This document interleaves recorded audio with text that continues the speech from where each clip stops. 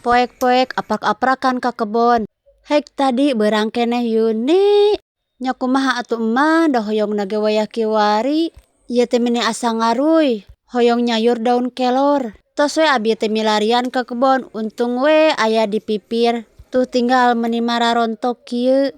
Ieu mah daun nage pucukna hungkul.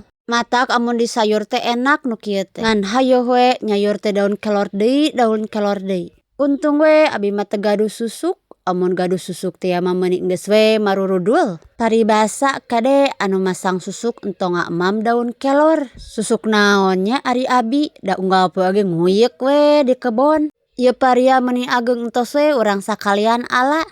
Caritana mah ieu teh bade emam sayurna sayur daun kelor we lah.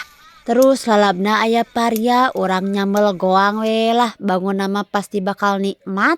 Ah da abi mah nikmat wae kur tibang jeung nu hararejo oge.